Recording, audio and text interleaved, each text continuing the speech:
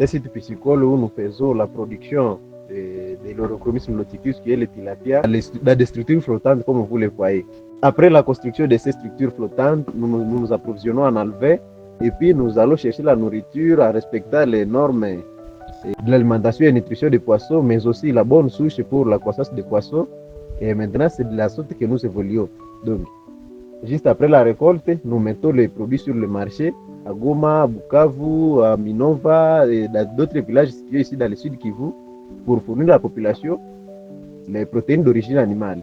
Nous améliorons la sécurité alimentaire, mais aussi nous intervenons dans la vie socio-économique de la population. Certains mamans qui viennent acheter les poissons ici pour aller revendre ça au village, en ville. Et de là, nous intervenons donc dans la lutte contre l'insécurité alimentaire.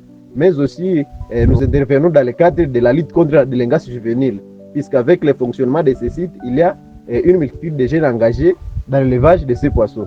C'est écologique, puisque premièrement, avant d'introduire les espèces de cage flottante, nous devons faire l'étude sur l'habitat du poisson.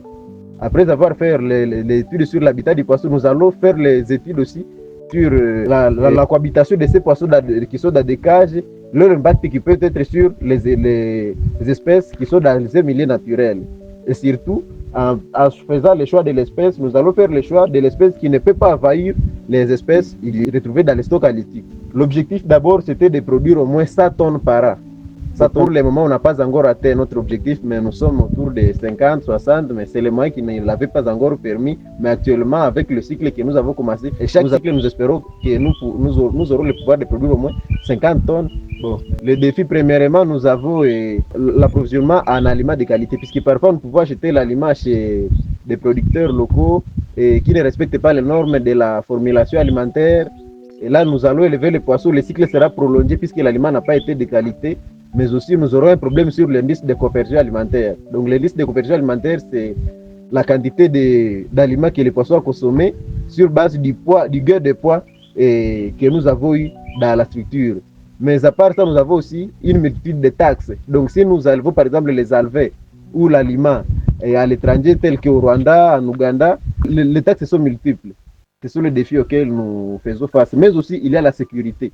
Il y a des fois où nous pouvons arriver ici sur les structures pour vérifier notre stock. Nous constatons qu'il y a eu des vols, soit la destruction de quelques filets. C'est vraiment un problème. Mais aussi, il y a les problèmes liés aux prédateurs. Parfois, nous constatons qu'il y a des prédateurs qui viennent dans des structures et consommer des poissons, même qui peuvent provoquer des maladies, des pathologies dans la structure. Et mon message, d'abord, je vais encourager tout le monde, et surtout les passionnés de la pisciculture, de nous emboîter le pas. Donc, de s'engager aussi dans la production intensive comme nous le faisons, puisque nous donnons une certitude aux pisciculteurs que la pisciculture, c'est un domaine vraiment qui est très rentable si on respecte les normes. Mais aussi, il faut que les pisciculteurs se forment d'abord avant de se lancer dans la pisciculture, puisque c'est un domaine qui est complexe et qui nécessite beaucoup de connaissances. Mais beaucoup de pisciculteurs débutent leur projet sans autant avoir des connaissances sur la production. Donc lui, il achète seulement les alevins et l'aliment, il met ça, les alevins dans la structure et il commence à élever. Alors qu'il y a beaucoup de paramètres qu'il doit tenir compte, tels que les paramètres physico-chimiques, mais aussi la qualité d'aliments et la qualité d'alevins.